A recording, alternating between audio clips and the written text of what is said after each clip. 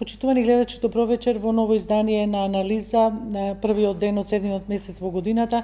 Прилично фреквентно е со случувањата на јавната сцена, сите тие заслужуваат посебно внимание и анализа, затоа вечерва го правиме тоа со нашите гости, господата Имер Селмани. Добро вечер и благодарам што прифативте поканата. И Илија Димовски. Добро вечер и благодарам и вам што сте дел од ова издание на Анализа. Реков прилично фреквентна, бидејќи реконструкцијата помина, премиерот ја оцени за успешна, вели нова енергија што ќе донесе и ќе предизвика ново забрзување на процесите. Опозицијата вели дека новите имиња не значат ништо суштинско, дека владата нема ништо посебно да направи, исто како во претходните 2 години, бидејќи оценката од опозицијата, од опозицијската СДСМ е дека не направила нешто многу. Мислењата се поделени, некои велат дека е повеќе ротација отколку е проветрување, нема многу имиња, 10 смени, ама 4 нови имиња. Еве вие како гледате на реконструкцијата? Како гледам на реконструкцијата, видете, во принцип, нашиот политичко-правен систем е поставен концентриран околу премиерската функција во смисла на креирање на кадровската политика, на поставеноста на владата. Во секој случај, одговорноста е кај претседателот на владата во проценката кои кадри ги обавуваат своите активности, кои кадри недоволно ги обавуваат своите активности, а и ротациите се легитимна алатка во смисла на оценка, ако некој ги завршил добро работите во едно поле, па може да има подобар опсек. Во принцип станува збори за некаква размена на ресори. Јас повеќе таа призма ја гледам, значи имаме репозиционирање, очигледен е поголем интересот кај албанскиот фактор во владата спрема Министерството за правда и спрема Министерството за култура. Можам и да ги сватам причините зашто е тоа, посебно во случајот со Министерството за правда. Интересот на ВМРО ДПМН кон здравството го гледам како прилично одговорен потек или одговорен залак или голем залак, заради тоа што тука господинот Имер Селмани подобро знае, здравството е прилично комплициран систем да се управува и тешко е да се управува, носи предности, но носи големи ризици. Тука партијата може да постигне резултати, но може и да не постигне резултати и да остави некакви штетни политички последици по себе. Во секој случај добро е што дојдовме до моментот да имаме некоја прокламирана нова енергија, рестарт на системот. Има доста проекти кои што се започнати, има проекти кои што се во некои подготвителни фази. Мислам дека есента ќе биде добар период во кој што попрецизно ќе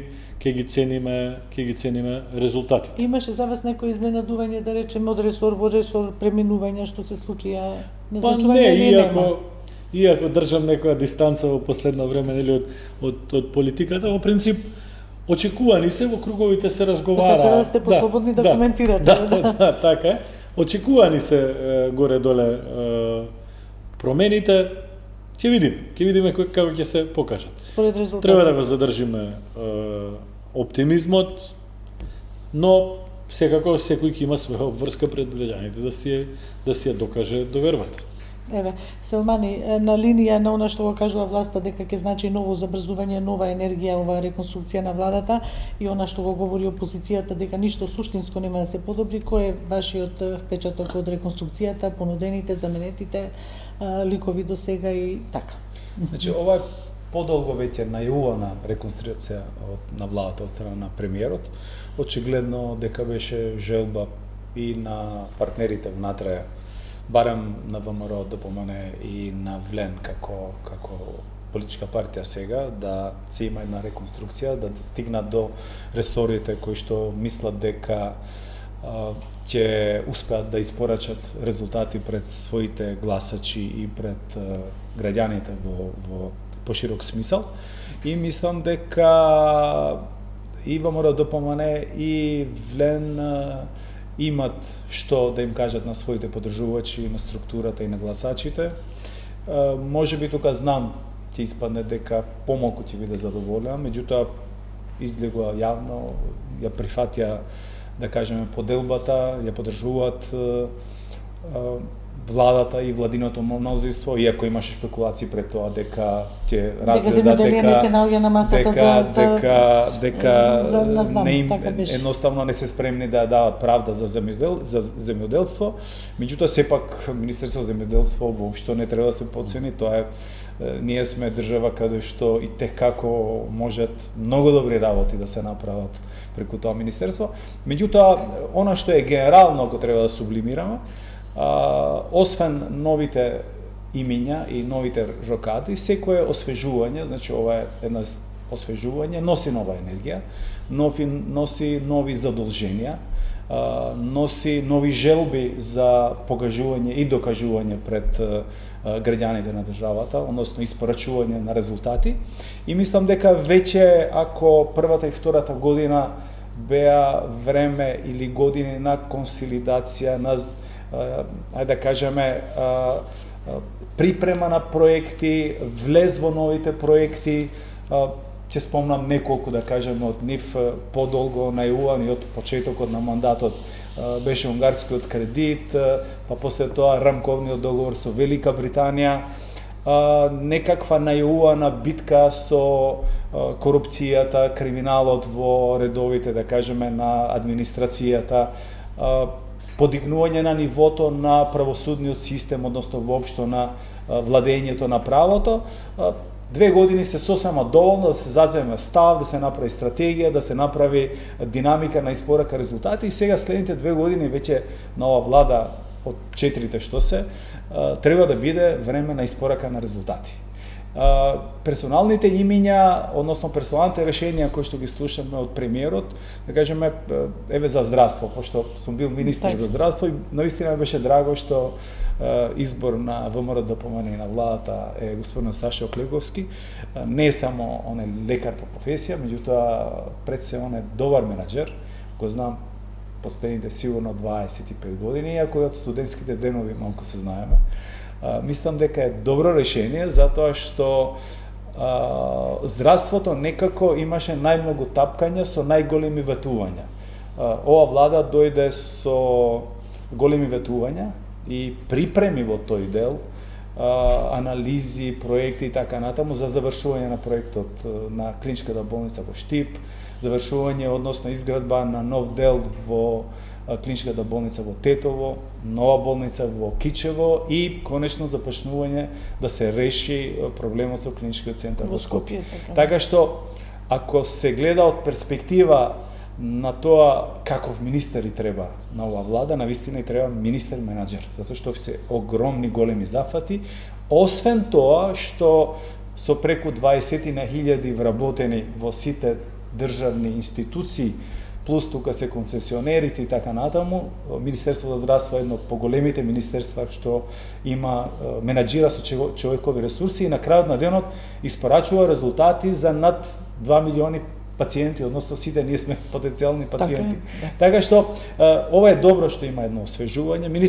Министерството за правда од познати причини е посакувана, да кажеме, дестинација на Влен, имајќи ги предвид сите случувања кои што се случува во албанскиот политички кампус, околу испитот, на правосудниот испит и околу други прашања кои што Влен и премиерот најавува, односно ветува дека ќе се реши сето тоа прашање на легален, формален начин.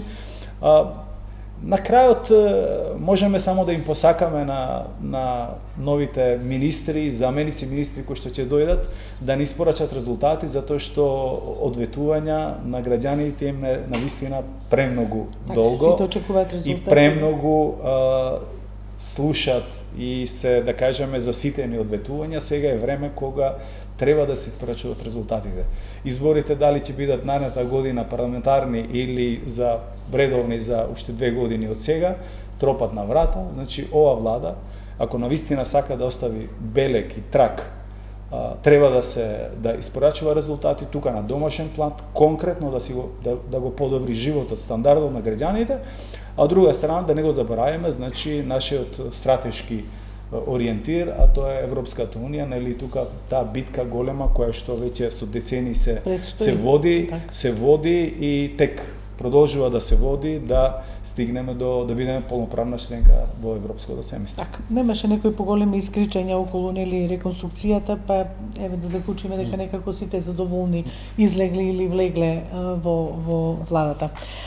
Денеска сигурно сте запознати со македонскиот ДОС, така наречен, нели? Денеска се формираше за затворени врати, трибина организирана, разговори за иднината во 12:05, така се вика.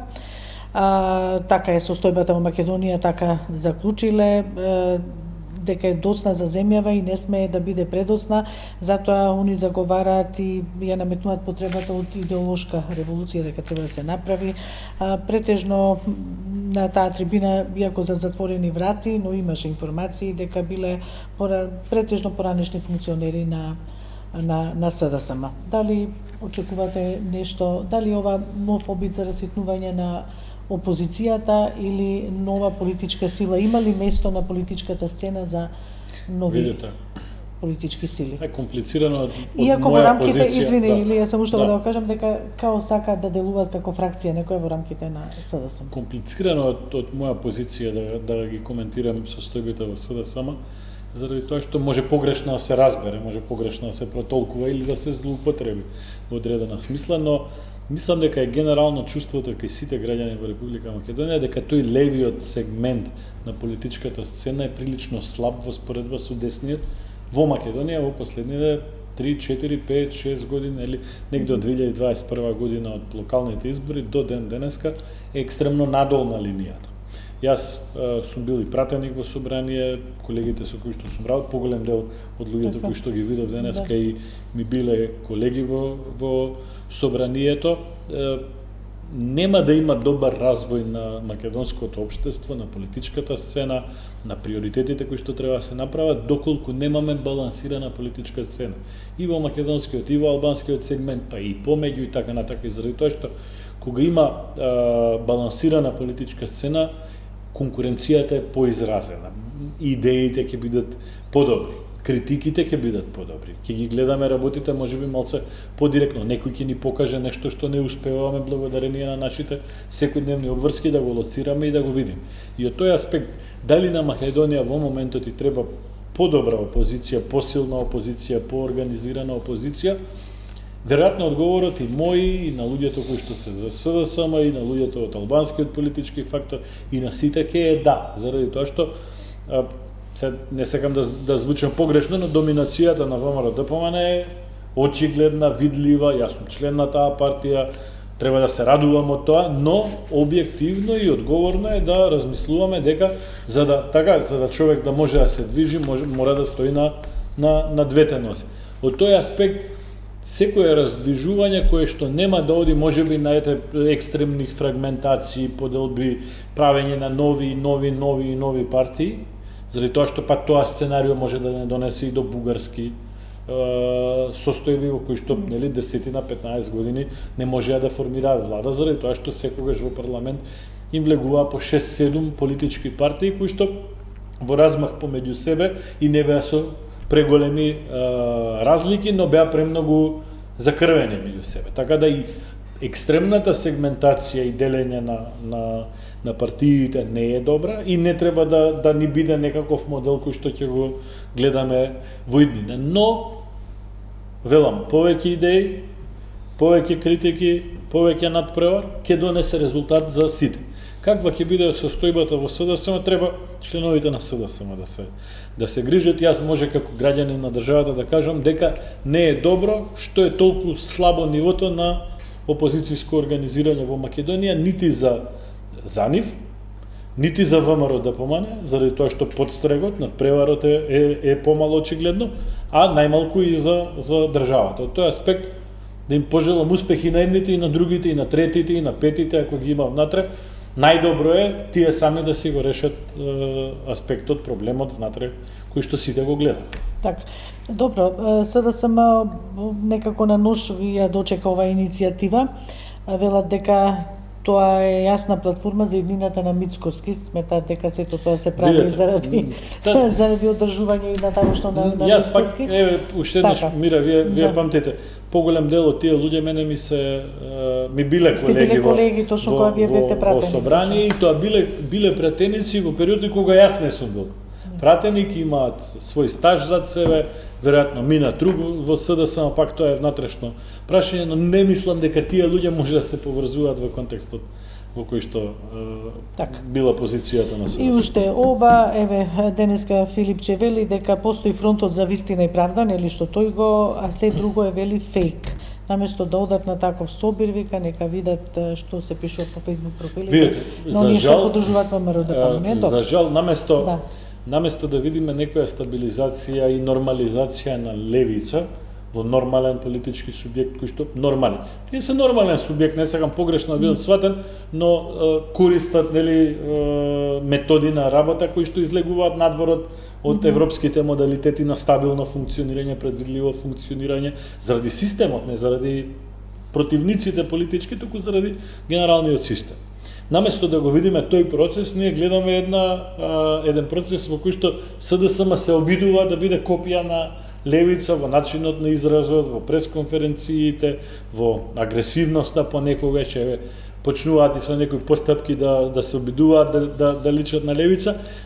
Мислам дека тоа ќе однесе СДСМ уште полош правец, заради тоа што го имаме сите како меморија е дека и СДСМ како и ВМРО ДПМН се две, хрватите викаат, стожерни партии кои што ги носеле сите процеси во минатото, кои што граделе некаков однос на баланс, кои што собирали и елита околу себе, и уметничка, и политичка, и бизнис, и академска и така натака, и тоа би бил правецот, иако понекогаш тие процеси изгледаат побавни, изгледаат потроми, но на крај граѓаните кога одат на избори, може на дневна база нас да ни е интересно да коментираме кој на кого што му рекол на пресконференција, кој како се облекол во бела или во црна кошула, сето тоа може да биде интересно. Но на крај на денот кога одиме да гласаме, размислуваме што нашиот глас ќе предизвика во иднина. Таа некоја квази радикализација кај СДСМ нема да им донесе гласови, туку ќе им однесе гласови, доколку они успеат да го видат тоа и да го разберат. Така да мислам дека онаа тактика што СДСМ ја прави во последниве, да речем 4, 5, 6 месеци не им оди во полза.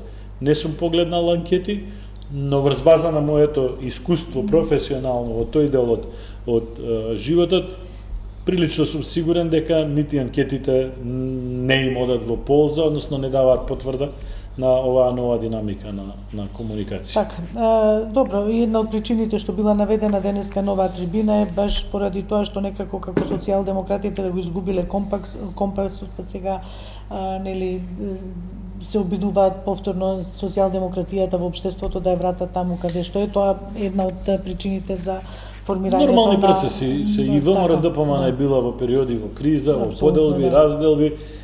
Јас сум бил жив сведок на многу такви случаи, секогаш сум бил член на Централен комитет на партијата, на конгреси и така натака.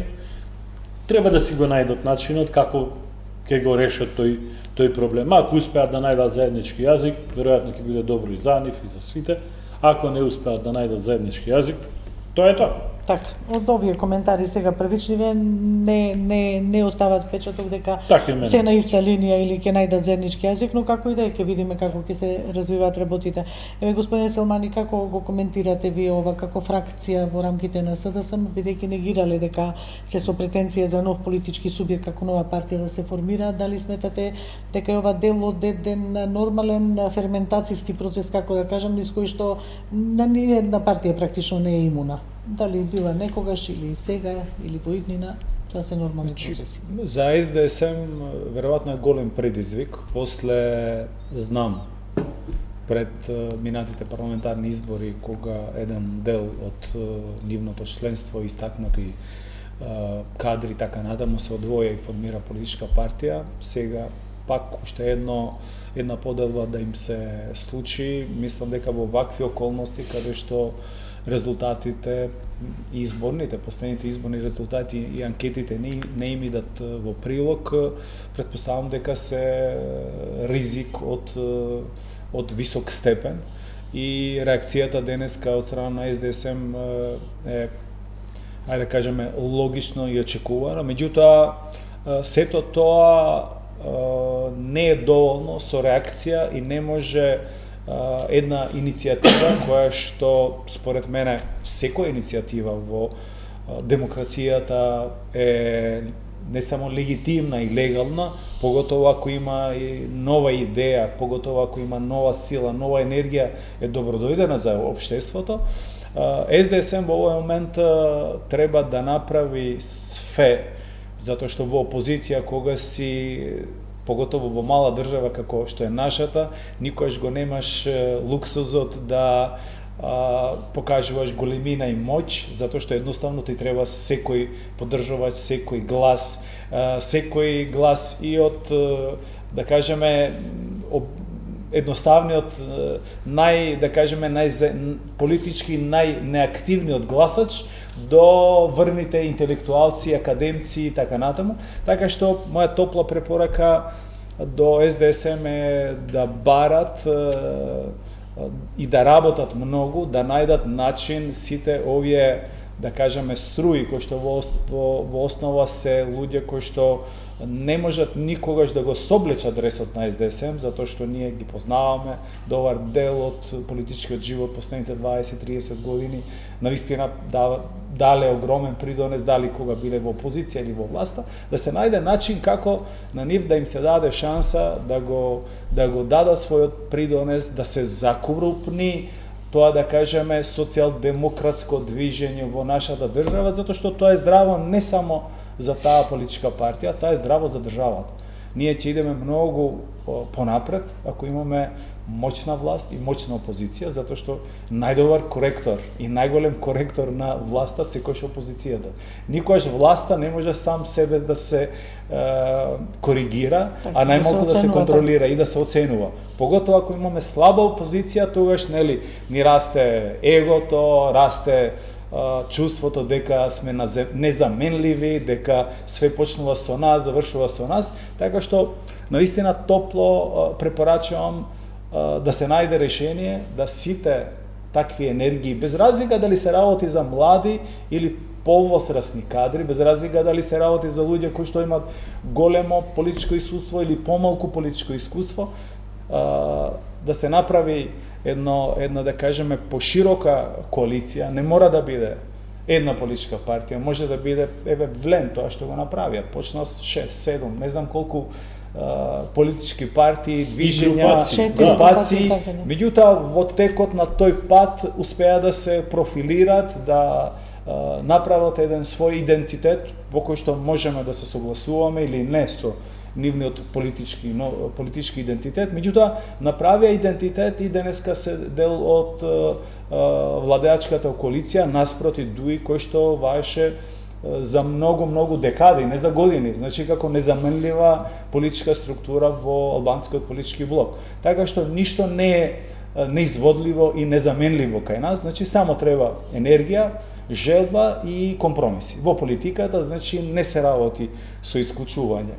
Тој не ми треба, што ќе ми е тој. Значи, секој и тој што има само двајца поддржувачи позади себе е битен во политичкото живење во државата, во политичкиот живот на државата, затоа што, пак викам, ние сме мала држава. Значи, се броиме на прсти активистите, политичарите и луѓето кои што преземат таков зафат да ги сменат општествено-политичките работи во државата. Инаку, знаете, како што минуваат годините и како што благосостојбата, да кажеме, може би преголем збор благосостојба, меѓутоа сепак ние влегуваме во некоја комфорт зона. Штом идеме со плата на кај 1000 евра просечна плата, значи ние влегуваме во некоја комфорт зона каде што младите не ги интересира, ако имаат добри примања, не ги интересира да се занимаваат со политика и да си трошат време, не знам, после работа, да си идат уште 4 часа по политичките штабови и така натаму. Затоа се добродојдени и посакувани сите, и стари, и млади, и нови, активисти, секако со добри идеи за промена на тоа што, да кажеме, не недостасува или да кажеме секојаш одење напред во однос на стандардот за живот, нови идеи, реформи, затоа што едноставно животот и животниот циклус секојдневно се базира на промените, адаптацијата и реформите. Така. Да видиме како ќе се развива оваа идеја и што велите, дали утре други ден ќе дојде до обединување на сите или па до натамашна фрагментација, ќе видиме, го споменавте, знам, тие велат дека сега овој собир, оваа платформа, луѓето што стојат зад оваа платформа ги оквалификуваат како знам 2.0, како втора групација, не знам. Да. Претходно беше и НСДП, па сега НСДП е дел од чадорот на СДСМ. На СДСМ, така да, у принцип, видите, тоа што му се случуваше на ВМРО-ДПМН у првите 15 години од демократијата со тие скоро на секоја година фрагментации, знаете, десетина партии имаше со предзнакот ВМРО, тоа очигледно сега му се случува на СДСМ. Ако нешто си правел, нешто и ќе ти се случи, веројатно тогаш малце повеќе СДСМ стимулираше, се уште тогаш беше пресилна партија, наследник на претходниот комунистички систем, стимулираше, поддржуваше, помагаше такви процеси и како некоја не убава, нели, повторувачка на историјата сега се случува на СДСМ тоа, но не сакам да звучам дека се радувам, заради тоа што навистина не се радувам од аспект на тоа дека без, тоа и господинот Салмани го кажа, без фрикција помеѓу политичките фактори, без надпревар помеѓу политичките партии, и првиот е многу бавен. Така, ако сте во трка двајца, во кој што едниот пешачи, и другиот нема потреба да трча екстремно многу да се докажува, заради тоа што со едно благо джогирање секогаш ќе биде прв. Првиот може да биде побрз, ако има подобар, нели, контра партнер на него. Од тој аспект да го заклучам ова прашање, треба да си ги најдат решенијата, дали едната страна, дали другата, дали третата, петата, дали сите заедно, нивна работа, но е потребно да побрзо. Знаете, просторот политички нема да остане празен. Доколку СДСМ предолго живее во една ваква состојба, тој простор некој ќе го пополни. Заради тоа што нема така, општеството е минливо, на крај на криштата денеска гласаат на избори генерации кои што биле дечиња мали на неколку години кога Груевски бил премиер. Така. А да не збориме кога Бранко бил премиер, така, колку време поминало нас, заради тоа што еве ние тројцата учесници во емисијата денеска ги следиме политичките процеси од 90-тите години, но има луѓе кои што имаат избирачко право, а се родени 2005-та, 2006-та година, така. Да.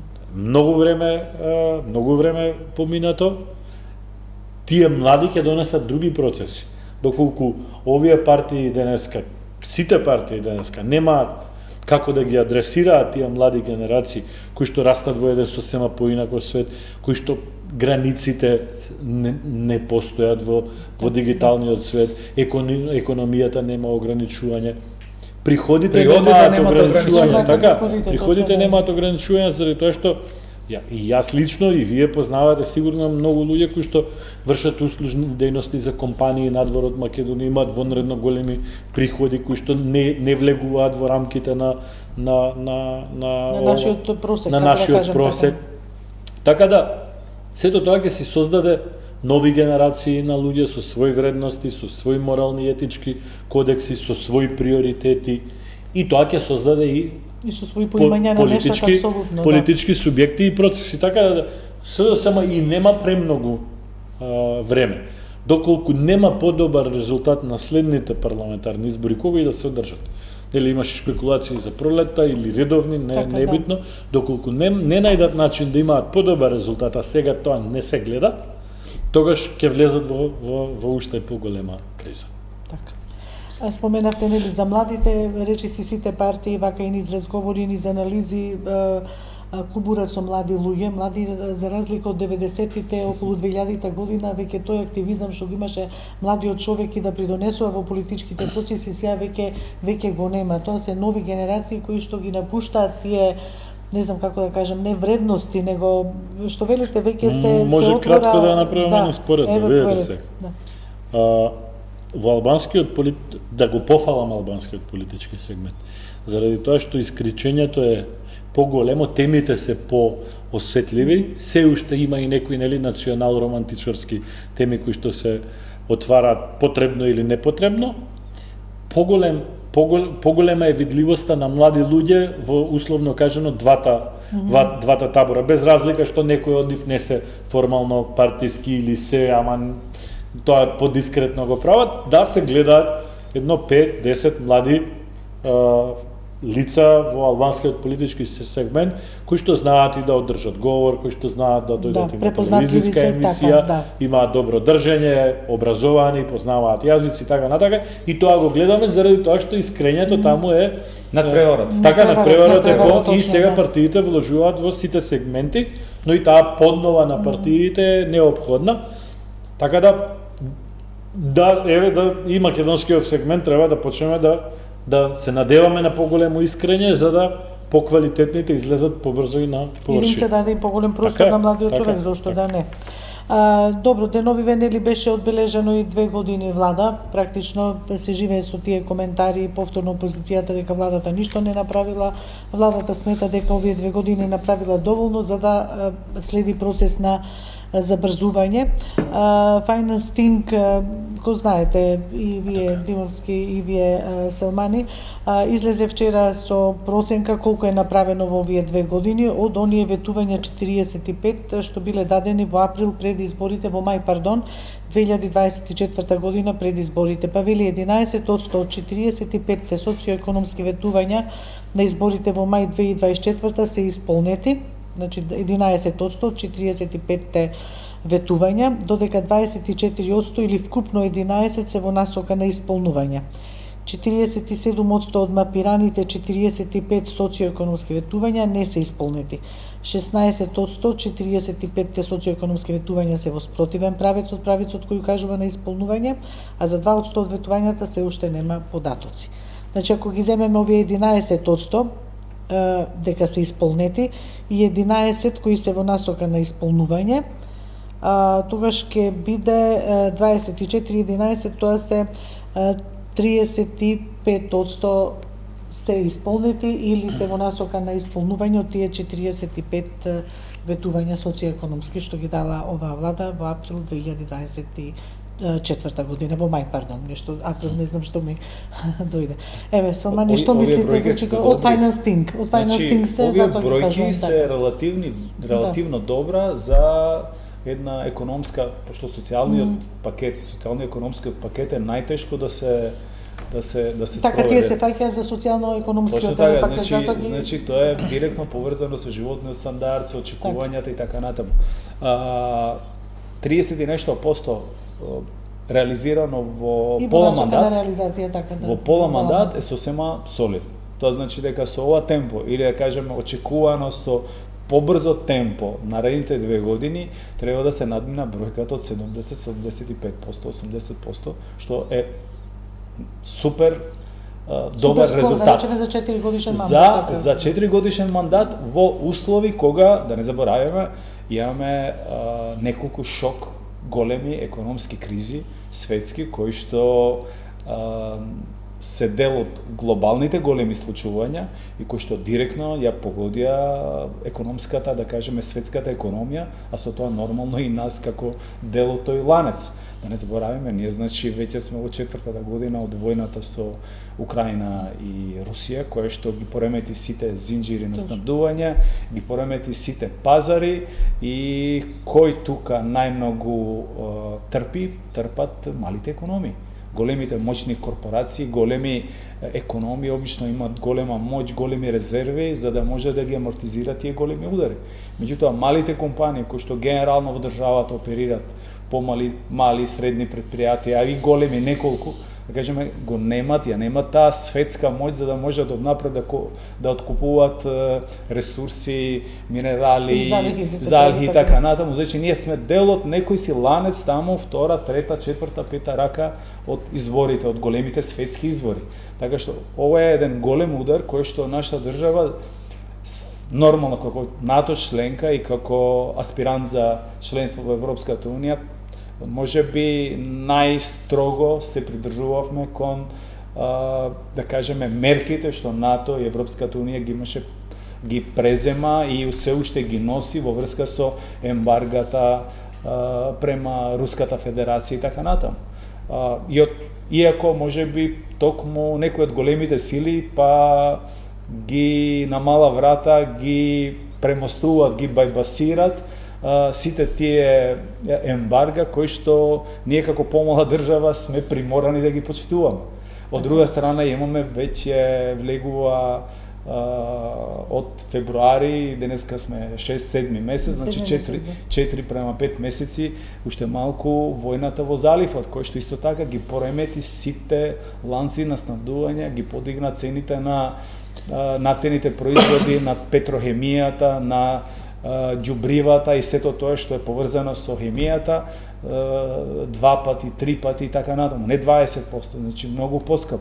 И ние сме тука исто така како држава која што е увозно зависна, значи 100% увозно зависна од сите овие да кажеме петрохемиски производи и нафтени производи, релативно добро ја премостивме таа да кажеме првиот шок удар со намалување на акцизите, со намалување на ДДВ-та, останавме со цени кои што се можеби во Европа најевтини, претпоставам дека сме најевтини, на Балканот сигурно, ама и во рамките на Европа, Европската унија сигурно сме најевтини, така што во овие големи шокови економски исполнување на тие цели навистина е солиден резултат.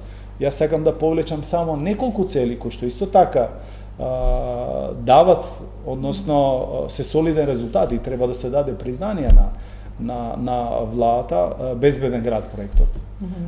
Иако тука околу бројките колку има повредени, колку има сообраќајки, колку има загинати и така натаму, значи ќе треба да се еден во малку поширока временска рамка да се разгледа сите тие податоци, меѓутоа сепак една мерка која што се спремаше, ако не се лажам, последните 10 години. И повеќе, веројатно тука некаде значи, од времето мерка што удира по джебот, знаеме да ја почитуваме сите. Од времето така на премиер, дали вториот или третиот мандат на господин Груевски, владата тогаш беа почетоците на иницијативата за ваков проект, меѓутоа никош не се реализира и ова влада успеа да го стави и чекор по чекор, значи влегуваат по големите градови и со тоа се наметнува нова култура. Значи ние свесни сме дека сите што возиме, значи гледаме дека веќе 99% има исклучоци секојаш. Меѓутоа 99% од семафор до семафор сите возат возилата значи со една брзина, дека сите многу повеќе внимаваат да не влезат во жолто. Значи сепак ова е нова култура која што не се наметнува многу брзо и многу лесно во едно општество кај луѓе кои што се научили да живеат и да функционираат по некој си стар систем. Инвестициите во инфраструктурата во општините преку унгарскиот кредит, поддршката на претпријатијата преку унгарскиот кредит, значи со камати кои што се 2%, околу 2%, 3%, значи навистина тоа е голема да кажеме голем бенефит за сите тие компании кои што имаат храброст да инвестират во вакви да кажеме несигурни времиња, кои што имаат идеи и проекти. Меѓутоа поддршката на владата е сосема битна, охрабрувачка за сите тие, пошто еве како Стопасфеникова така, кажам, за сите тие кои што имаат дилема дали треба да се задолжат со скап нормален кредит или да користат кредит со поповолна каматна стапка, тие да кажеме 1% или 2% се пресудни за да одлучи да инвестира. Затоа значи ова е мерка која што ретко може да се види, да не звучи премногу како фалење на владата, меѓутоа ова е факт. Значи мерка која што ретко се гледа во земјите во регионот. И исто така многу битна рамка, многу битен договорот со Велика Британија, со кралството, во неколку милиарди, договорена рамка, Кој што не почна уште да кој се што реализира. не почна да се речеме реализира, така, меѓутоа според сите информации, најави на владата, значи тоа е огромен мегапроект. Значи никогаш во државата, никогаш од осамостојувањето па наваму не сме имале толку голем проект во една рамка од неколку милиарди евра инвестиции во инфраструктурата и затоа ние како балканци, како да кажеме луѓе кои што живееме тука и кои што сме биле премногу изневерени од такви големи ветувања, обично не сакаме да веруваме. Меѓутоа да се реализира, мислам дека ќе се реализира таков еден проект со толкави големи инвестиции во мандатот уште 2 години кои што преостанале, на ова влада е навистина ќе биде еден огромен голем успех, поготово ако се реализира коридорот, железничкиот Така, коридор, да. комплетно, значи со вредност некаде околу 2 милиарди евра и повеќе, и болниците кои што исто така се неминовна потреба, затоа што ние како општество не се помладуваме, ние стареме. Сите ние, значи, повеќе ќе ни требаат здравствени институции со поголеми капацитети, модерни здравствени институции, со подобра модерна опрема, луѓе обучени, специализирани луѓе кои што ќе дават здравствената нега, така што ние треба да се спремаме за тоа што им се случува на сега, да кажеме, на Швајцарија, на една Германија, на една Франција, каде што едноставно животниот век расте, значи иде накај 80 години. И од друга страна, наталитетот ни паѓа, значи имаме демографски проблем. Значи ако ние немаме многу луѓе, треба да имаме опрема, софистицираме, треба да имаме добар простор за да се заменат, да кажеме, бројноста на луѓето кои што како млади, како потенцијал го неаме и ќе го неаме. Затоа што во времето кога јас бев министер за здравство имаше во просек помеѓу 23 и 25.000 породувања годишно.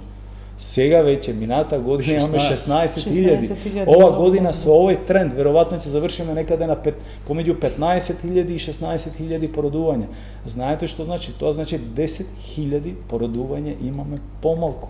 10.000 деца се раѓаат помалку секоја година. Во 10 години тоа се стои. Значи билансот помеѓу младите, односно просекот, животниот просек, нас ни расте, значи влегуваме веќе во нација, во држава каде што старееме како нација. Тоа значи треба да ја спремиме инфраструктурата за да можеме на луѓето денеска кои што за некои 5 години, 10 години ќе излезат во пензија, да им возложиме достојна пензија и достоен живот. И да не се плашат дали ќе ја земат пензијата, бидејќи нели имаше сега деновиве нели слушавме такви информации, јас ќе морам да најавам пауза за реклами, па продолжуваме. Продолжуваме, почитувани, со вечерашното издание на Анализа. Некако првиот дел го завршивме со економски теми, со она што сработила владата во делот на социоекономските ветувања дадени пред изборите.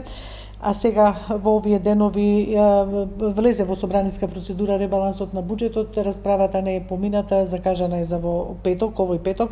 Па еве, господин Селмани, со вас прво и вие, Димовски, ќе ве прашам исто за ребалансот на буџетот. Ве плаши ли ова огромна буџетска дупка што е 10,747 милиарди евра или 59,7 од бруто домашниот производ? Власта за ребалансот вели дека фокусот останува на заштита на животниот стандард, инвестициите, стабилноста во економијата, додека опозицијата предупредува на сериозни проблеми во ликвидноста и слабење на приходната страна. Значи, ќе се потрудам да бидам краток и едноставен во моето изнесување, на моето размислување околу буџетот и буџетските трошоци и очекувања. Секоја влада нормално се стреми секоја година да имаат поголем буџет во однос на претходната година и тоа 30 и колку години колку што имаме во самостојна држава, значи секоја што е така. Така што ако кажеме дека имаме најголем историски буџет, ништо не сме кажале, наредната година ќе биде поголем од оваа година. Значи никош не треба да не плаши нас задлжувањето.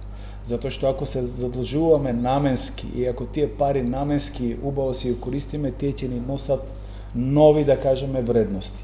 Значи, задолжувањето не треба да биде за нешто што не ни носи дополнителна вредност. Буџетската дисциплина, да, секојаш треба да бидеме внимателни, да не претеруваме со трошоците. Ама, по другата страна, буџетската дисциплина не треба да биде кочница на економскиот развој во државата. Значи, секојаш е добро да трошиме повеќе од тоа што, да кажеме, приходуваме во годината, затоа што тоа ќе не тера нас повеќе и повеќе да работиме, повеќе да се мотивираме, повеќе да работиме, да приходуваме во текот на годината и наредните години. Значи, тоа е едноставен економски резон. Она што јас како стопанственик и како член на повеќето стопански комори и во раководните тела на коморите, сакам да го кажам на владата и да го пренесам, е дека се добива чувство дека после случувањата во Кочани, за жал, каде што имаше и мртви, загинати, значи една голема тага, се отвори една голема рана за целата држава, за сите граѓани.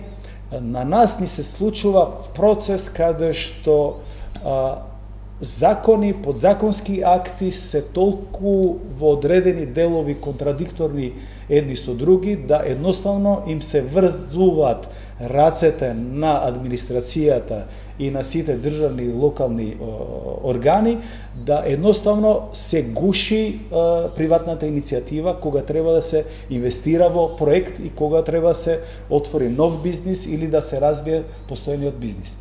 Ние го немаме луксот да чекаме премногу, значи парите, едноставно бизнисот не трпи чекање. Времето е премногу ценето во бизнисот. Парите се најплашливи ако има непредвидливост. Значи, мораме да бидеме држава каде што предвидливо ќе биде првиот чекор од еден проект до последниот чекор. И тука, мислам дека голем предизвик, и со премиерот во неколку наврати имам разговарано, и со клучните министри во владата, мора да се најде решение. Законите кои што сметат, подзаконските акти кои што пречат, стануваат пречка во нашиот развој, потхитно треба да се надминат, треба да се сменат. За градежната сфера. Не само градежната, општо, значи во општествениот, значи во бизнис секторот во државата. Значи тоа е размислување и во стопанската комора, тоа е размислување и во станатите 2-3 комори, и во комората североисточна, северозападна Македонија, и во македонска-турската комора, значи секаде тоа е чувство дека премногу се стегнавме и се гушиме. Значи тука владата треба да преземе конкретни мерки, иницијативи, да се олабавиме, затоа што пари има. Значи банките се полни со пари. Нашите стопанственици имаат идеи и се храбри да инвестират. Значи нас ни треба можност да ни се даде, да работиме, да создаваме, да плаќаме даноци, и предвидливе законска, да платиме даноци, затоа што со плаќање даноци што правиме? Го полниме буџетот. Тука се навраќам, значи имаме ние капацитет како држава да го полниме буџетот, да го држиме долгот во контролирана состојба, затоа што некому да му дадеш, да му позајмиш денеска на некој комшија и 100 евра, е многу, затоа што знаеш дека не може да ти ги врати. Меѓутоа некој може да му позајмиш и 10.000 евра, малку се, затоа што ќе ти ги врати. Така што релативен е процентот дали е многу или малку. Значи ние треба да ги охрабриме бизнисите и бизнисмените, да им ги дадеме можностите да инвестират, а има, верувајте, во државата толку многу проекти кои што чекат, а се попречени од разноразни акти, подзаконски, нерешени или конфликтни закони. Едниот закон го попречува другиот и сето тоа во нашиот, да кажеме, правен систем. Така што владата во овој случај само треба храбро да инвестира што е повеќе можно во инфраструктурни проекти. Градежната офазива се гледа дека, значи, распространата е во целата држава. Добро е што се дава пари и се прават трансфери на локалната самоуправа, иако некој ќе каже, ама знаете, таму може да имат злоупотреби, така, секаде може да има злоупотреби. Потенцијално секаде можат и министерствата и општините може да имат злоупотреби. Затоа постои контролен механизам, затоа постои ревизија, затоа постои обвинителство, затоа постојат инспекцијски служби и така натаму за да го надзират трошењето на парите. Реализацијата, така. Инако, добро што се префрлуваат поголеми суми на пари на локално ниво, да се гради, затоа што имаме ние имаме потреба од подобра инфраструктура, имаме потреба од подобра канализациона, атмосферска, ве гледавме денеска, да кажеме, очигледно Скопје има многу потреба од подземна инфраструктура. Значи, очигледно дека не само Скопје, останатите локални самоуправи имаме потреба од пошироки патишта, подобри тротоари, подобро осветлени, вода за пиење да имаме цело време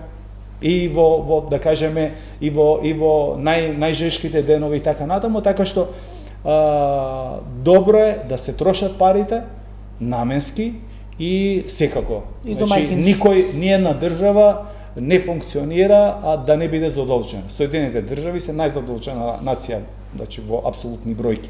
Така што топла препорака, буџетот може да се полни, општините може да се наплатат уште повеќе комунални такси и надоместоци за уредување на градушко земјиште, само треба да се дозволи на бизнисот да се развие, да не се попречува. Значи, администрацијата и бирократските процедури треба да му олеснат на бизнисменот и на бизнисите за да направат за себе, а со тоа ќе направат и за локалната самоуправа и за држава. Може би е време дојдено и за нова гилотина, беше спроведена, вие го споменавате во времето на Груевски, доста од тие административни процедури беа нели укинати, сега не знам Повели Илија, околу буџетот, па сакам малку време. Во принцип има предизвици, несомнено, но не во делот на одржување на јавниот долг, заради тоа што горе-доле, тоа што го кажа господинот Имер Салмани е така. Предизвиците се веројатно во ефикасноста на администрацијата, не само во делот на колизија на законски или нормативни акти, туку и во брзината, динамиката и посветеноста на работата. Имаме скапа администрација, кога зборам администрација не мислам само на министерствата, мислам и на јавните предпријатија, кои што очигледно во следниот период од година 2, 3, 4 ќе мора да бидат ставени на дневен ред како национален проблем од аспект на тоа дека јавните предпријатија се одржуваат во една солидна кондиција со субвенции дали од државата, дали од општините, но самите тие создаваат континуирана загуба. Кога велам администрација, мислам и на државната администрација и на јавната администрација, односно јавниот сектор.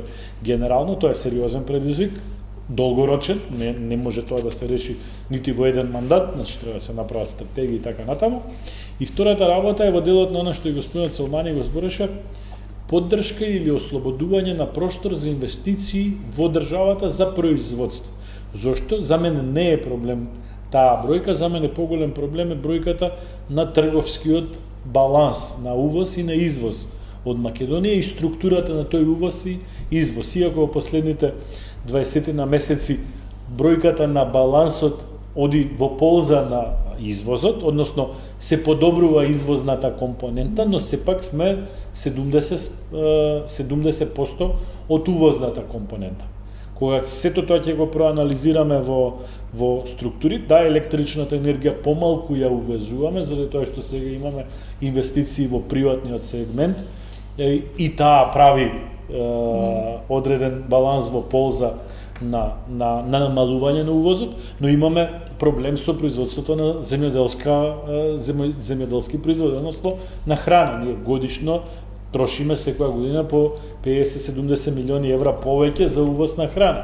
Мислам дека сме дојдени во бројки над милиарда евра, кое што структурно ќе треба да се најде начин сето тоа да се провери, да се организира. Треба да видиме зошто производствената цена на млекото во Србија е помала од производствената цена на млекото во Македонија. Зошто производствената цена на раноградинарските производи во Албанија е пониска од производствената цена на раноградинарските производи во Македонија? Дали тоа е плод на државни дополнителни субвенции, олеснувања кај нашите соседи? Дали тоа е лојално, нелојално, дали ние некаде грешиме со даночната политика, дали би можеби придонесите се високи, а овие даноци на трошок се ниски. Значи, сето тоа е еден голем сегмент кој што ќе треба да се анализира и не може да се носат, секако не може да се носат брзи одлуки, но секако оваа бројка може да се одржува, посебно кога кога инвестициите одат во нешто, го гледаме инфраструктурно, така каде и да отидеме со возило низ Македонија, се гледаат инфраструктурни зафати и тоа треба да се поддржи и да му се даде поддршка, но на долг рок или на среден рок, следни 5-10 години, државата мора да најде решенија и околу овие. Значи, трошокот што го прави јавната администрација, кој што според мене е прилично висок, и тоа е така 20 години, не е денеска, и како свој сегмент од буџетите, така, без разлика што буџетите. И втората работа, и да ја намали. Да, втората работа, ние навистина имаме потреба, видите, цената на стамбениот квадрат во Скопје и во другите градови низ Македонија. Обемот на средства, депозитни средства во банките. Нас сепак не изборува дека немаме толку доволно предприемачки дух колку што сакаме да имаме. Можеби имаме, но администрацијата е проблем. Но генералниот заклучок е дека имаме многу средства кои што ни стојат неискористени, а можат да бидат ставени во оптек. Ако треба да дадам совет, тоа може би е главниот совет кој што треба да се даде на владата, да најде начин да ослободи повеќе простор за приватна иницијатива, дали тоа ќе биде преку олабавување на одредени законски норми, некаква форма на прочистување на законодавството, прочистување на подзаконските акти, или пак ќе биде и големи проекти во рамките на јавно-приватно партнерство. Јас не гледам причина зашто катни гаражи повеќе треба да гради државата. Мислам дека тука треба приватниот капитал да се стимулира со некои концесиски договори 10, 15, 20 години да се дозволи на приватниот капитал. Околу големите електроенергетски проекти во Македонија, за кои што имаме цели физибилити студии. Не е само Чегрен. Памтите дека за Бошков мост беше комплетно спремна документацијата, Луково поле, заради кое што ние направивме размена на територија со Косово, ако се сеќавате. Значи имаше долги преговори, ние добивме одредена површина од територија на Косово, дадовме некоја површина за да имаме простор да изградиме централа која што комплетно ќе го смени целиот хидропотенцијал во сега постојните брани. Значи тука може и државата треба да бара такви решенија, нешто со поддршка на странски банки, нешто со поддршка на домашни банки, краудфандинг и така натака. Има средства. Значи цената на квадратот во Македонија и висината на депозитите во банките ни кажува дека има средства. И треба да се најде начин тие средства се пуштат во промет. Секој обрт на средствата ќе создаде добивка и за луѓето, за фирмите, за стопанството, за вработените, ама ќе створи добивка и за државата. Така да, многу е обемна оваа тема, можеме веројатно со сати да ја збориме. Не треба да не плаши таа бројка, но треба да се посветиме и на други. Бидејќи нели се појавија коментари дека утре другиен пензиите, пензијскиот фонд ќе биде загрозен, нема да можат пензионерите да земаат пензии. Нели го имаше тоа? Не е поврзано толку конкретно со оваа бројка, иако треба да се бараат решенија, но тоа е повеќе проблем на наталитетот. Не е проблем. Сега 100.000 луѓе дали ќе работат повеќе стране така, дали проблемот 100.000 луѓе ќе плаќаат придонеси или нема да ги плаќаат тие придонеси во следните 20 години, многу ги менува приходите и во тој фонд и во фондот за здравство. Така. Еве, само уште кратко ќе ме молам, бидејќи уште 5 минути имаме максимум и помалку од 5 минути до крајот, дали сметате дека придвижувањето кон Европската Унија дека ќе ослободи малку дел од таа сега насобрана енергија во било кој контекст да ја зборуваме? Еве, деновиве читавме дека Црна Гора, Европската комисија предлага на Црна Гора да се доделат 3,2 милиарди евра, за инфраструктура, за подобрување на општо на концептот на живот во општеството. Што мислите вие, господине Селмани, дали треба и натаму да се тапка со уставните измени? Ние тоа ќе треба да го направиме кога тогаш или не? Но се разбира не по цена Значи процесот евроинтеграцијата е стратешка определба и тука недвосмислено, значи имаме консензус како граѓани, како политички партии, како етнички припадници на различни етнички групи и нации во државата. Тука имаме консензус и тука нема дилема. Во последните години се отвори дебатата со колку достоинство треба сето тоа да го направиме. Дали треба по цена на секое достоинство ние да прифатиме све што ќе ни се побара, или сепак достоинствено да влегуваме во големата порта на големото семејство. Јас како лично, значи сите тие што ме знаат, секојаш сум за било што да направиш, треба да си достоинствен, за да те почитуваат и прво мора да се почитуваш себе си. Тоа не значи дека ние треба да се замрзнеме во постапките околу европскиот пат. Треба достоинствено, со проактивна, дури да кажем агресивна политика, да ја наметнеме да го наметнеме нашето видување, нашите тези во европските центри на одлучување и во регионот. Мислам дека пасивноста или чекањето дека ќе ни се случи некоја чудо не ни иде во прилог, затоа што времето се покажало дека за сите овие процеси и за нашето членство во НАТО и за Европската Унија не ни иде во прилог нас како држава.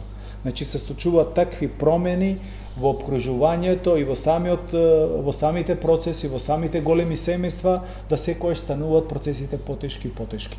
Меѓутоа тука да, краток едноставен одговор е да, со зачувано достоинство, храбро, со агресивно наметнување на нашите видици, на нашите позиции, ние да стигнеме до патот, односно до целта каде што сме ја зацртале.